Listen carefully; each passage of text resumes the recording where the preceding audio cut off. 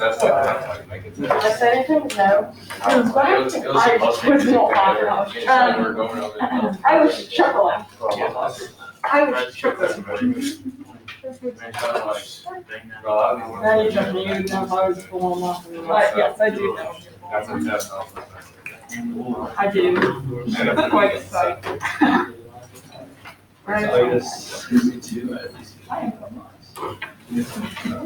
You can be.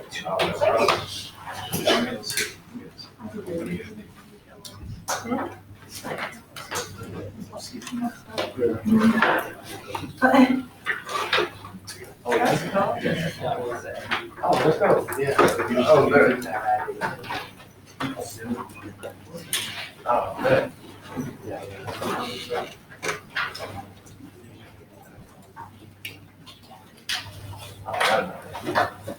Oh, okay.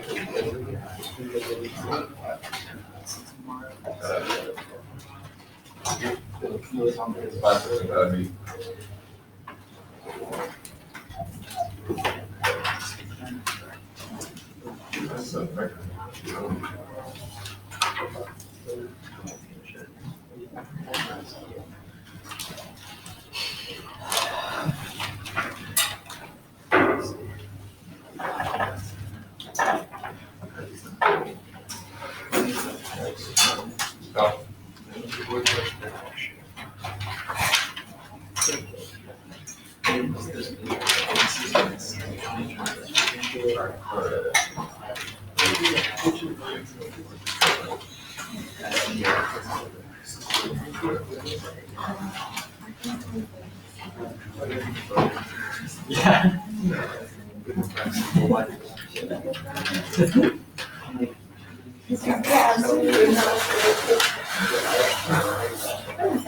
Yes, you did. I smelled the So I learned something. I was reading today. I was in a super good Those are the I know. Carry on. for one of my classes. I know. It was like, I tried to learn the whole version. And it was like 98%. Some of it. And I was like, girl, I think we'll carry on. oh,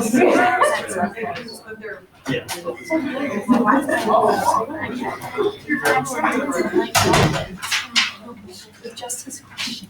Just one of those ones that I was submitting wrong one. And I submitted my correct one like 20 minutes ago, and I got 40% security.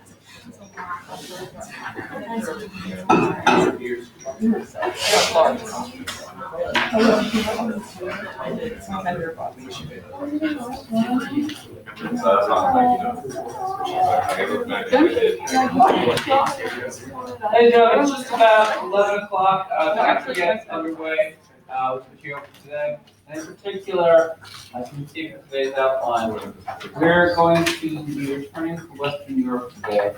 But really, as I hope you'll see by the end, they're really a very different period from what we discussed in the previous session.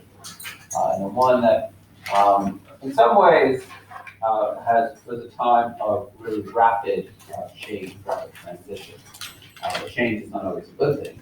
And we're going to see today, change in Western Europe was invariably a bad thing at the time. We're going to see, in fact, that Europe is going to end up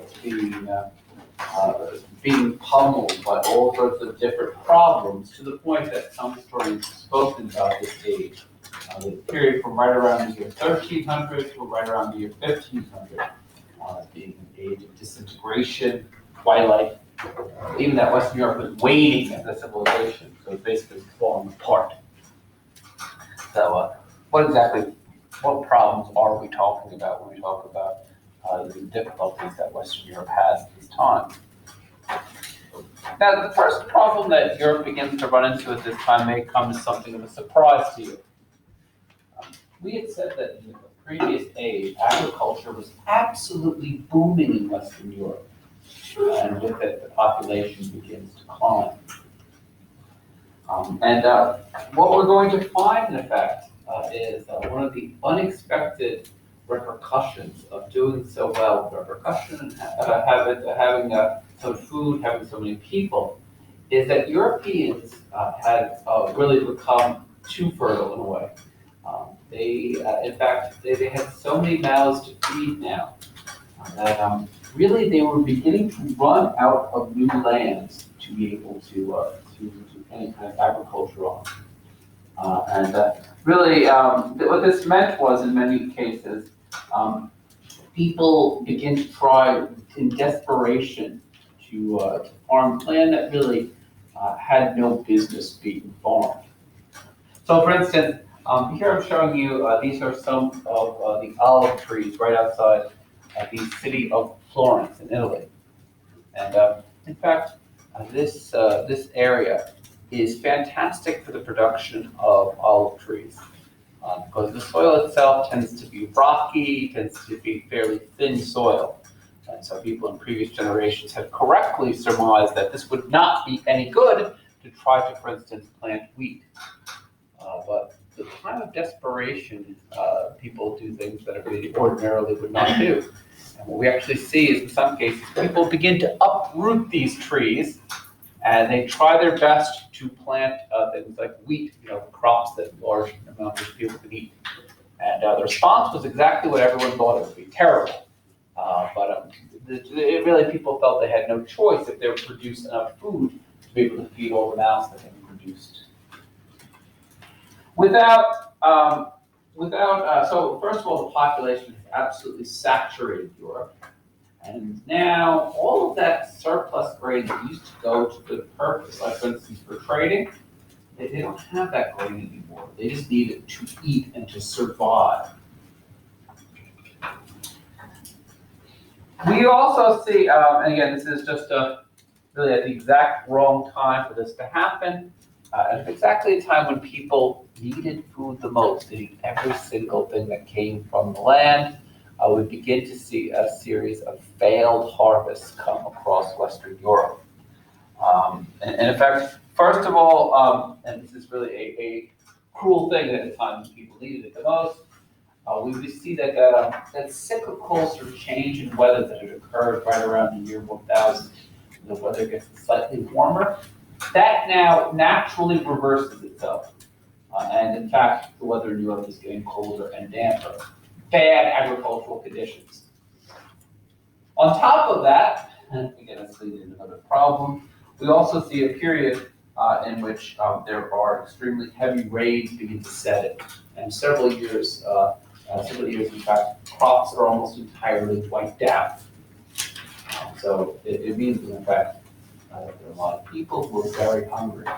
And instead of being able to feed them all, we see widespread famine begin to break out across Western Europe.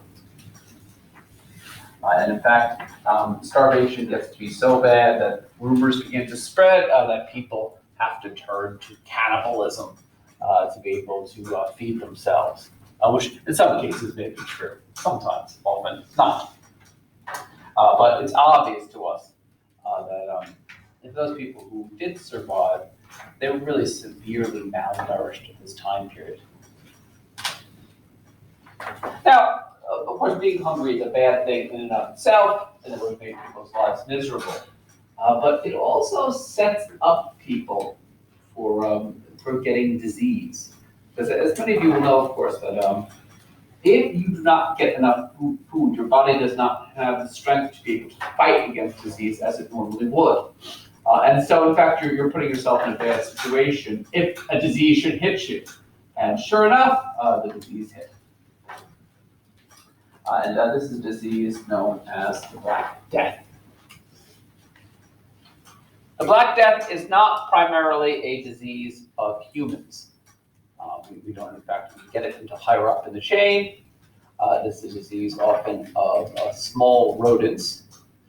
Traditionally, the villain in this piece has been these guys, the black rat, who no one likes to start out with. These days, in fact, we've actually uncovered there are other certain rodents who probably were responsible in part for also spreading the Black Death. In some cases, these critters would actually bite people directly. And yes, there were a lot more rats around than there were now. In other cases, however, there would be another sort of vector that would bring the disease from rats to humans, and that was fleas. Just in case any of you were freaking out, this is not the actual size of a flea. And nor is this, by the way, which I think I would be freaking out. This is a flea, and you'll notice what it has in its gut. This is actually the black death growing with it. The Black Death, just in case for those of you who are curious, is a bacterium. It's called Yersinia pestis. It actually had structured in populations before the mid-14th century. We know, in fact, that there was a major plague in the 6th century as well that had the same exact bacterium. So it actually it was one of the most deadly killers ever of human beings to exist. What will end up happening then is the bacterium will come into Europe, we think, probably, especially through rats, perhaps some other rodents as well, getting spread through the biting of fleas biting humans or the rats biting humans, and then the human comes down with a series of different ailments. High temperature begins to spike, people's limbs begin to ache, and there are different variations of the disease, but especially if you get the slow-acting variant, you begin to see these swellings of the lymph nodes. These are sometimes, in the medieval period, called buboes, which is one form of the plague called the bubonic plague for that reason. Now, it's fair to say that the plague, like any bacterial disease, you can survive it. In fact, we do know of people who managed to successfully survive the disease, and then they can't get it again, the lucky ones. The problem was that so many of the population of Europe was already extremely weak, so the possibility of fighting against the disease, their bodies winning against it, were few and far between. And so, in fact, in many cases, what we see instead is people succumbing to the disease. And depending upon what variation of the disease, if it got into your bloodstream, it could actually attack you and kill you within the course of a day. So a very fatal disease for the most part. Initially, everyone in Europe thought the disease came from the east. In this case, in fact, they were right. Nowadays, we're fairly certain that somewhere in Central Asia, probably modern-day Mongolia, is where the roots of the plague were. And the plague actually goes both to the east and the west. Now we're just talking about in the west, where we really understand the course of the disease a little bit better. It is actually a strange irony that we had just been talking about last time, that this was such a great thing that Europeans were really beginning now to widen their horizons and begin to trade in a larger sort of area. But in fact, it's probably those exact same merchants who were bringing back all these goods to trade, who also had all sorts of little critters, all sorts of rats who were inside their ships. And then when they came back, probably especially to Italy, then the disease begins to spread within Western Europe as well, than just by human contact with people with fleas. The loss of life altogether in the Black Death was absolutely catastrophic. It is estimated that in a period of around 4 or 5 years, from around 1347 to around 1352, anywhere between a third and a half of the population of Western Europe will die.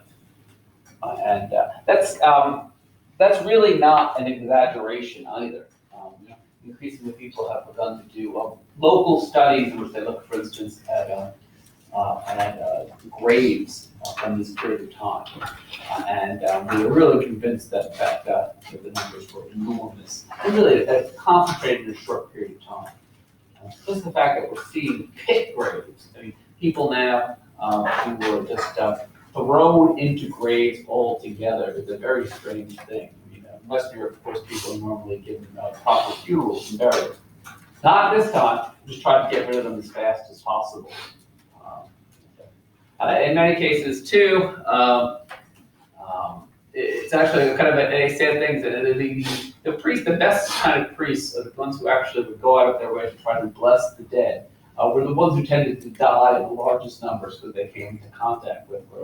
Priests were like, I'm not trusting God. Those were the ones who would survive and do just fine. The plague itself does not go anywhere too, just as it had been in Europe before in the bloodstream of Europe, as it were. The plague is going to die down after the 14th century. In fact, we have reports of the plague all the way into the 18th century. So in fact, it has a very long existence. It'll flare up at the local level after the great mortality in the 14th century. You can imagine that, of course, no one, what I've just discussed, the sort of bacterial origins of the plague were things that people at the time could not possibly have known. So no one really knew the true cause of the plague. And as a result, there were all sorts of different reactions. Some people turned to prayer.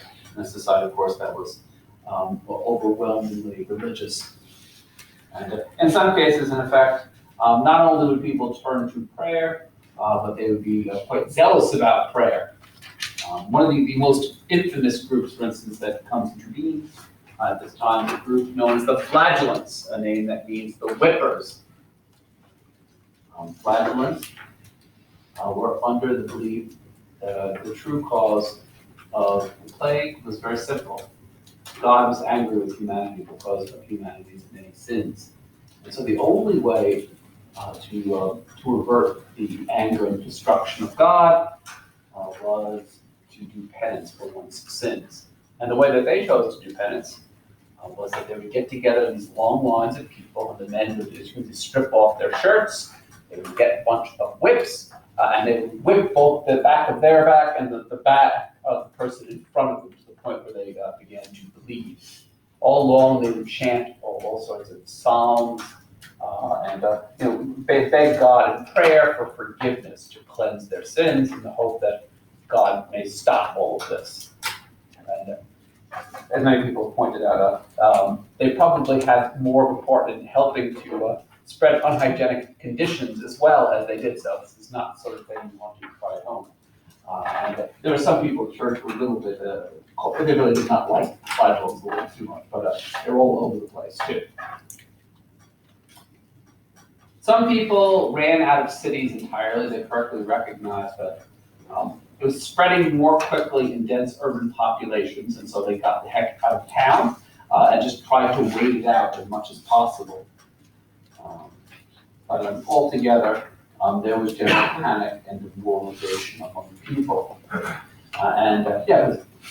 So this is sort of connected, but when exactly did they find the source of the disease?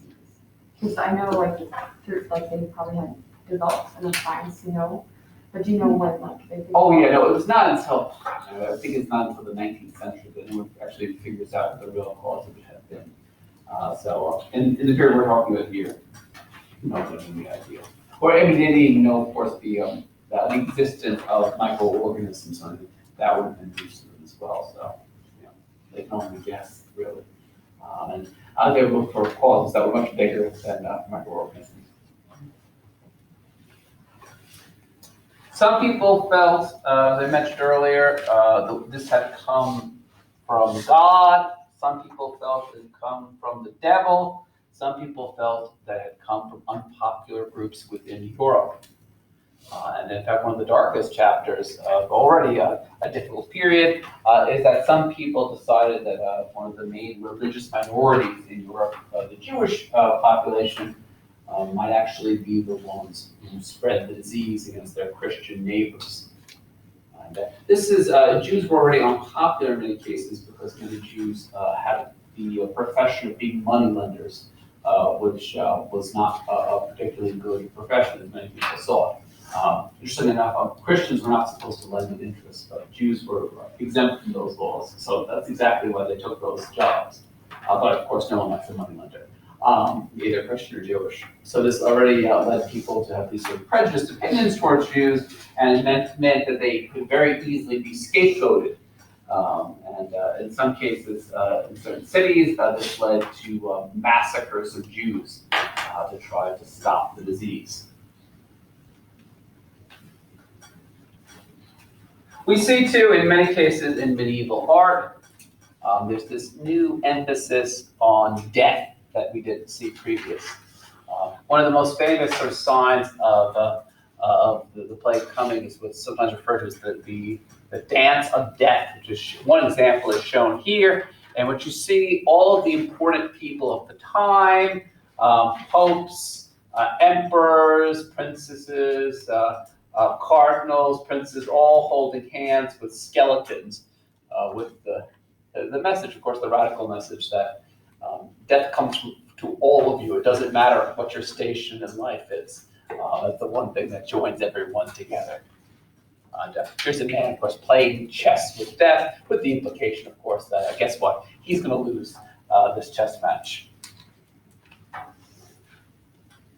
For those people who succumbed to the disease, it was, of course, game over. For those lucky people who lived, however, this was a huge shift in society. And unbelievably, once you got over the fact that probably a lot of people you knew had died, for some people, their condition was considerably improved when the dust had settled. And in particular, for peasants in Western Europe. Peasants really, up until this point, as I said, they often got raw deals from some of the nobles in the countryside and forced them to give up a lot of their produce and a lot of labor for free to nobles. But all of a sudden, peasants began to recognize that there is a shortage of people to work the fields. And of course, if there's a situation of shortage of labor, you get to bargain.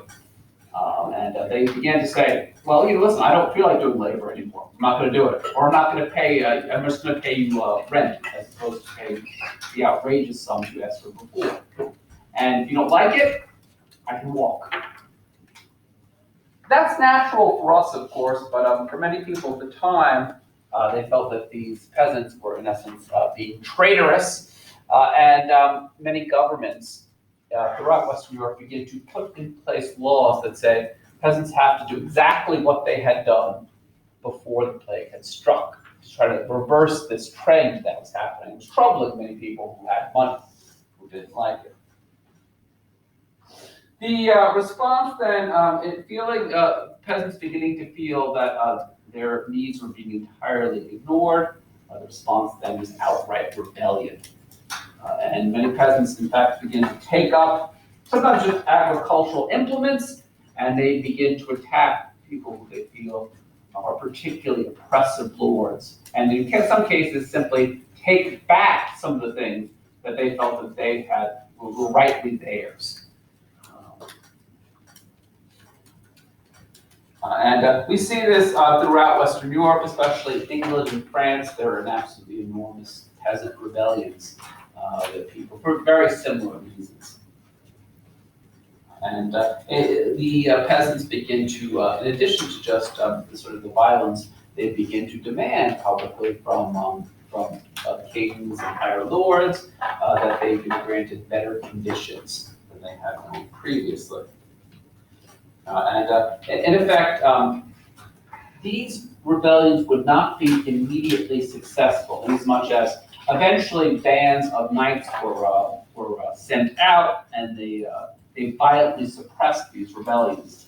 But there lived fear among nobles that this might happen again.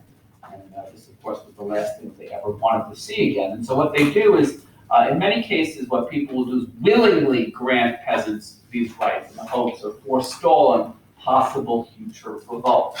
So, for instance, saying, peasants no longer are tied to the land. You can live wherever you like. Peasants do not have to do labor for nobles. Peasants only have to pay rent, a certain amount to landlords. They don't have to actually give up a large portion of their produce any longer. All of these, in fact, come about as the result of these revolts, but not immediately after. Just gradually people start giving in to their demands. Now, you would think in all these situations that I'm discussing, the last thing that you probably want to do during a sustained epidemic is to start a war. Continue a war even as the disease raged, but if you thought that, you were wrong.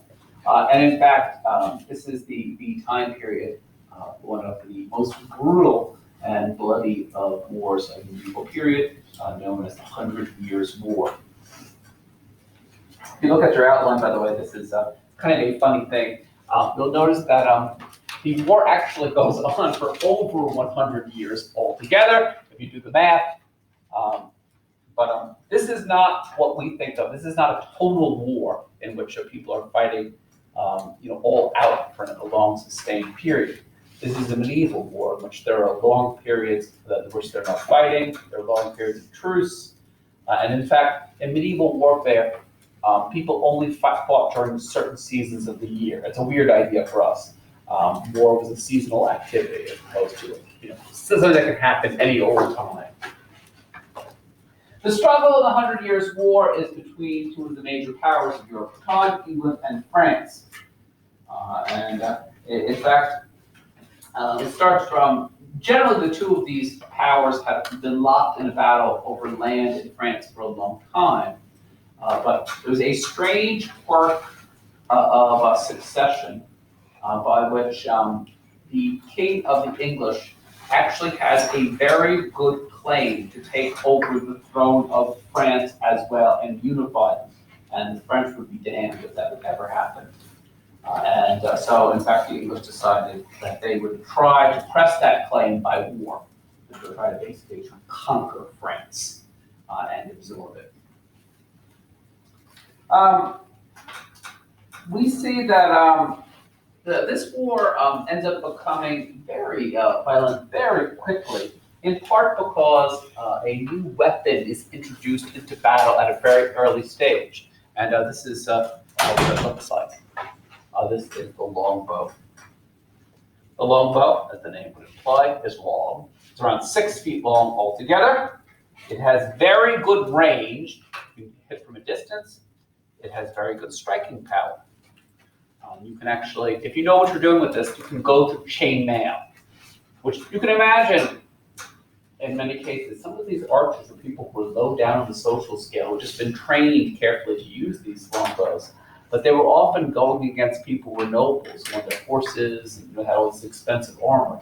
And you can imagine how the nobles felt it was terribly unsporting now that basically a peasant could pick off one noble after another and go straight through his armor. And that's what happens in many of these early battles. The early battles of the 100 Years' War all went to the English, in part because of their mastery of the longbow. But it's also because of several different tactical mistakes the French would make on the battlefield. The problem was, from the perspective of the English, is that although they really do win some significant battles, the English never really have enough troops to really take France. That would have been an absolutely impossible goal based upon their resources. But they decided that at very least, they can really make the French suffer. And so we get this period in which these English, who have really completely mowed down a lot of French soldiers, will go around the French countryside, they'll steal what they want, they'll rape, they'll set fire to things, and basically they'll just force the French into this position in which they're absolutely desperate. Some people, I don't want to say too much about this because we'll talk about it further on Friday, but some people do think that the turning point for the French of this war came from a very unlikely source. From the appearance of Joan of Arc, a French peasant girl who claimed to receive visions from saints, and who, among other things, will help to beat back the English. And in part, and this is really the reason why Joan is so successful, it is because she has this sort of divine connection which we think helps to give back a sense of morale to the French, who had really been losing quite badly up until this point. We have someone sent from God herself. And in fact, she gains the French soldiers' trust, and she starts basically a series of counterattacks that eventually will culminate in the French driving out most of the English soldiers from their country. Here's Joan on. And we'll talk a little bit later on that. In fact, on a later campaign, unfortunately for Joan, she ends up being captured on a later campaign, and she's tried by the Inquisition, found guilty, and then burnt at the stake. Whereas the French king, who really probably felt that Joan had basically served him just as well as she was going to, does nothing to save her in this situation, allows her to burn. In spite of Joan's death, though, this really, her appearance probably is what ends up rallying the French. And even after her death, in fact, they continue to successfully push the English out. All right, let's see. So we already have an epidemic going on, a major war. How about a good ecclesiastical breakdown to add to the mix? Now, this one too may seem to be a surprise to you. Again, I was just talking to you last period about how the church, and the papacy in particular, had risen to new heights in the period before this in the Middle Ages. But what we're going to see in this period is the power of the church generally, but specifically the Pope, is going to begin to run into the power of these newly rising monarchs in places like England and France, who do not want the Pope to be able to call the shots as much as he has previously. One of the primary examples of this new trend of overpowerful monarchs who begin to hate the independent authority of the church is this guy, known as Philip IV, the King of France. He was known as the Fair, not because he was just, but because he was good looking. Philip IV was determined to raise the power of the secular power of France over the church. And so he throws out traditions of listening to the papacy, and for instance decides to, he taxes the clergy in France without the consent of the church, which he's not allowed to do. He cuts off the donations of the faithful that were meant to go to the Pope, to put pressure on the Pope. And he really actually, at sometimes, he will simply hire and fire bishops within France, which again, he is not supposed to do. After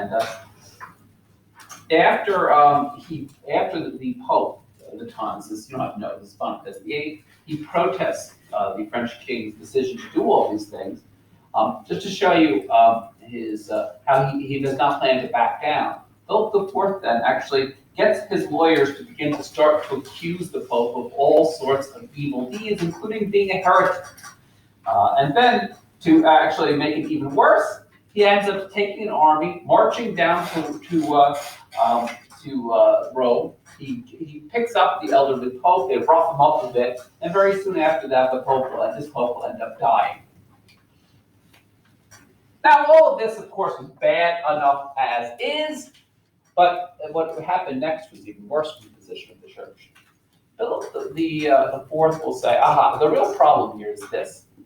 The church, the popes are all the way in Rome, and I am in France, and I would really like to have a pope much closer to home that I can control.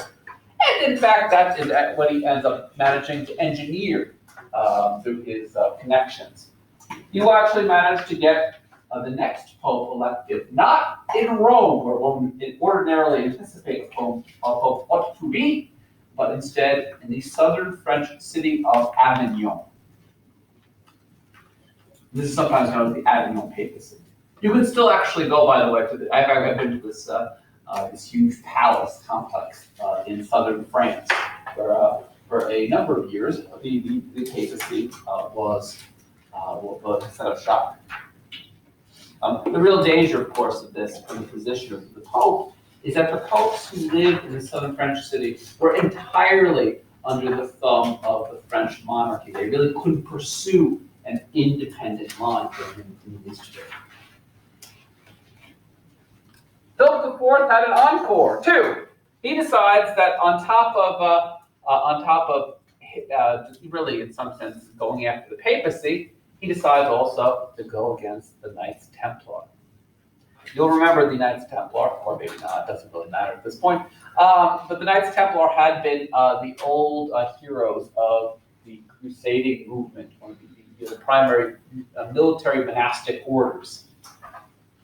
And even after the Crusades will end in the Middle East, the Knights Templar are going to be filthy rich.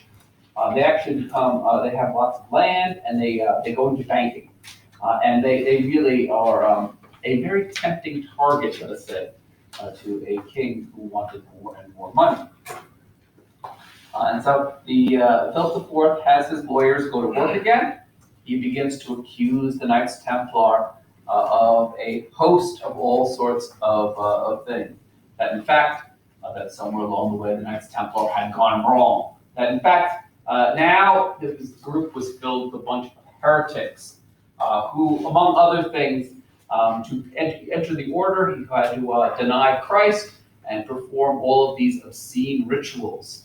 I won't even go into exactly what they were. Most people tend to think these days that these accusations are completely fabricated. But sure enough, when Philip IV decides to arrest everyone in the order, he has people go in and search the houses, and they find exactly the evidence that they had been looking for to be able to accuse the Knights Templar or make these accusations stick, which is to say they planted. At this point, the Knights Templar were rounded up, they were tortured, and if you get tortured enough, you will confess to anything, and sure enough, they confessed to everything that they were asked to confess to, and because they were now clearly heretics, but they said so themselves, they decided to burn them to death publicly. And sure enough, then the French king could move in and take all of their property and goods for himself.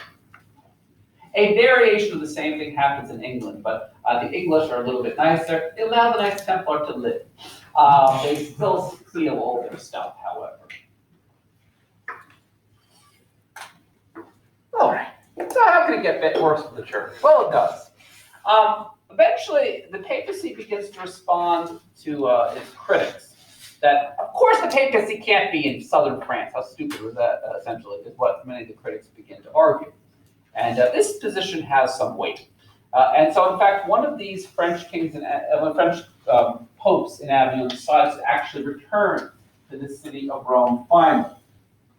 And then, very promptly, before a year had even gone by, this French pope will drop dead. Now, this, of course, was the absolute worst thing that could happen, because before this French pope had really reestablished himself in the city, now you had a vacant see and a chance for a new election of pope. And the question was, of course, who this is going to be. We really see at this point that many Italians were absolutely frightened that they would once again choose a French pope. The French pope would simply leave the city of Rome again and go back to southern France. The Romans in particular were very worried. And so when the cardinals got together in a conclave, to choose the next pope, mobs begin to form outside where they're meeting. Everyone knows where they are. And in fact, they begin chanting in a voice loud enough for the cardinals to hear that we want a Roman. At this point, the cardinals begin to grow a little worried about the size of these crowds that were outside where they're meeting. And in fact, some of the cardinals decide to meet with the secular leaders of the city of Rome at the time. And but they told the cardinals, like, we can't really guarantee your safety unless you guys should happen to choose Italian. Just tell them. At this point, the cardinals really recognized that their options were limited, and indeed, they did choose an Italian as the next pope, a man who was Urban VI. Now, initially, it appeared that the entire crisis was over. In essence, the city, all these mobs, when they heard the news, they began to go back home. And the city as a whole grew calmer. Very soon after the election of Urban VI, it was actually Easter, and all of the liturgies of Holy Week and Easter were carried out according to the normal prescription. So in fact, it seemed like the city and the papacy would be just fine. What no one had really anticipated, though, was that taking this new position would change Urban VI, and not necessarily for the better. The only reason that the cardinals, many of whom were still French, had chosen Urban VI was he was a pencil pusher. He was a low-level administrator, and they really felt that they could control him once he got to the position of pope. That is a very dangerous assumption to make, though, thrusting someone into power. And Urban VI was not going to be anybody's lackey. In fact, he begins publicly to announce that he's going to reform the entire papal curia, which as you can imagine, many of the clergy at the time were shaking their boots at this thought, because in fact, they didn't want their deeds examined. He begins to, in fact, turn explosive rage on his cardinals, saying they're a bunch of liars, traitors to St. Peter. He begins to threaten to create so many new cardinals from places that are not France, that in fact, the French cardinals would never have any power again. This is a situation that none of the cardinals had really initially anticipated. And they begin to feel what we might refer to as buyer's remorse. And in fact, many of the cardinals who become opposed to Urban VI will retreat to a place in Italy to the south of Rome, and they will hold another election in which they will now decide that they were going to elect a French pope. And they decided to send emissaries to Urban VI and said, invite him to step down from the position of pope so that they could install this French pope as the real pope. And they said that, in fact, they begin to argue that the previous election was completely invalid because it had been done under duress, so it should actually not hold after all. Now, Urban VI, though, as you might well imagine, said absolutely not. There's no way that I'm stepping down from my position. The French pope is the one who's invalid, not me. The problem with all of this was that at this point, we have two popes. And because this one pope, this new French pope, can hardly go back to Rome, there's another person claiming to be pope, he actually ends up going to the papal palace in Avignon in southern France. And so for a period of around 40 years, there would be two men simultaneously claiming to be pope. If you were France, or France's allies in essence, you tended to go with the French pope. If you were England, or one of England's allies, you tended to go with the Roman pope. But again, this really, you can only imagine what kind of controversy this created among the faithful. What happens if you needed to get some piece of theology, and the two popes didn't agree? I mean, who did you trust, really? Where did you send your donations that were supposed to go to the papacy? When there was a bishop who had to be appointed, who got to appoint him? These were all basic questions that really no one had very good answers for. And for many of the faithful, it really it begins to make them lose a lot of faith in the papacy as an institution, because it seemed that they really could not get their own house in order. It seemed that these problems were very basic they could resolve. Now, you might all of you be saying here that, the obvious solution to this problem was they should just have formed a general council, which would bring together clergymen from all over Europe, and then they could create some sort of solution to this problem. There's a catch here, however. The only person who's allowed to call a general council, get this, is the Pope. And neither of the two popes is going to bring a council into existence that is actually end up getting rid of him. So that was not a possibility. So the situation just got worse and worse. And in fact, some renegade cardinals actually got together to try their best to depose both popes and put another one in his place. This had the predictable result of, at one point, believe it or not, there were 3 men simultaneously running around calling themselves Pope. One of them lived in Spain. Why not? Finally, this situation had gotten so bad that, in fact, most cardinals and higher ranking clergy just ignore the fact that they're not supposed to have general council. They have one anyway.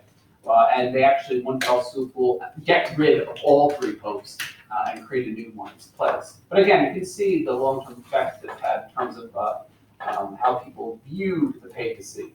They lost a lot of the goodwill that they had gained in previous generations. So, is there anything positive that I can tell you that comes out of the later Middle Ages in Europe? The answer is yes, and uncharacteristically, I will end on a more positive note than most of this lecture. The one thing that I would say comes into being during this period that most people would say was an absolute cultural life is what is known as the Italian Renaissance. The term, in English, we still use the term in French, the term Renaissance, which means rebirth. Sometimes in the past, the way that the Renaissance used to be dealt with was that this was a period that was entirely different from the Middle Ages. But really, this comes out in the 14th and 15th, and to some degree, the 16th century in Italy. In fact, it was part of the later Middle Ages. Whether you like art a lot better than, let's say, war or something, or Black Death is a totally different question. But it was happening at the same time period. At this time, what we begin to see is that, especially in Italy and later in certain other places in Europe, this is a time of great fervor when it comes to art and also the study of the humanities more generally. Why? Why Italy at this time? Well, the first thing that's very important to note about Italy is that, as I mentioned in an earlier lecture, there's a lot of money flowing around Europe because the number of merchants now who are doing businesses, often again in the East and then coming back to Western Europe. And in fact, Italy has plenty of these people, these very rich merchants now. We think that especially Italy's position, really getting close enough to the Eastern world, made them the natural kind of gateway to be able to deal with the rest of the Eastern world and then bring it back. We think, in fact, that Italian merchants are really at the absolute forefront of business at the time. They're very good at seeking out new markets. They're very good then at learning methods of, for instance, creating monopolies, learning how to keep their books. Bookkeeping becomes extremely important. They're also very good then at creating a much more sophisticated banking system than existed previous to that in Western Europe. And in fact, Italians become bankers for large portions of Western Europe. All of this, by the way, you may wonder where I'm going with this. All of this is to say that they had the money to bankroll artists. And in fact, these merchants and everyone that has some of this money, this can be funneled into them sponsoring artists. The other thing that to note about the Italy of the time, let me just give you this gives you some idea, although in fact it's even more broken apart than you might guess just from looking at this map. There was no such thing as Italy. There was no nation that we know as Italy. What in fact you got here was kind of like a patchwork of different smaller areas, all of which were locked in constant battle with one another. And in fact, far from being a peaceful territory at the time, Italy was an area of endemic warfare among various small areas. What you tend to see in Italy at the time is, again, especially in some cases dictators, in some cases a small body of people would rule over many cities. And they were constantly equipped for warfare against their neighbors. Really, in some sense, just to survive, you had to be able to fight. we, of course, one of the ways you can fight is with weapons. Another way you can fight is with art. And as strange as it may be for us to think about this, in many cases, art ends up becoming this way in which you can show pride in your local region. You can show, in fact, that you are able to funnel the largest amount of money into your city, and in fact, that you're better than any other place. And what's interesting, in fact, is that everyone begins to take part in this game. Popes do it, dictators do. Anyone throughout Italy begins to funnel money. Which is why, again, you both have the money and you both have a good reason to want to use it for art in this time period. This is the last judgment. We think that, we also think, again, in addition, when you think sometimes of the Renaissance, you may think most about painting and sculpture, and that's a fair thing to think about. But there's also a parallel movement more generally in the humanities, known as Humanism, which is not the study of humans, as people said that on tests. Humanism is, in fact, the study of the classics, study of the Latin and Greek world, in part because they admire the beauty of the language of these older texts. They want to imitate them, and they often do. In part, though, and this is very important, they really felt that by reading the works of the Latin world or of the Greek ancient world, they could revive some of the values that existed in them and actually use them in their own times. So, for instance, pride in one's city, civic virtue, in doing good things for your city. They felt that those were all over the place in ancient texts, and they could actually instill that in people in their own day. And, again, all sorts of connected subjects, writing history to be sure, but also writing literature, writing world philosophy. All of these things become very important. And not things that, again, not things that really were meant to be just sort of kept in sort of an academic closet. Part of the goal of doing these things, studying these subjects, was that it could actually prepare you for a life of action. You could become a teacher. You could then work for some of the governments throughout Italy. They needed people to be able to sort of, write letters, to be speech writers, to be diplomats. Diplomacy was also important to sometimes keep a clamp down on these many wars that took place in Italy. And in fact, they felt that reading these ancient works would actually help you and prepare you for those much more practical kind of tasks as well. Everyone has his or her favorite artist when it comes to the Renaissance. For my money, it would be Botticelli. This is one of his paintings known as The Birth of Venus, the ancient goddess, but Venus in this case is meant to also be symbolism for this sort of rebirth of culture, this rebirth of learning that's taking place, specifically with regards to the classical world. I don't have enough time to get into this, but this is another of his paintings, the Allegory of Spring, which also draws a lot of inspiration from the classical period as well. All right, folks, I will see you on Friday. Thank you.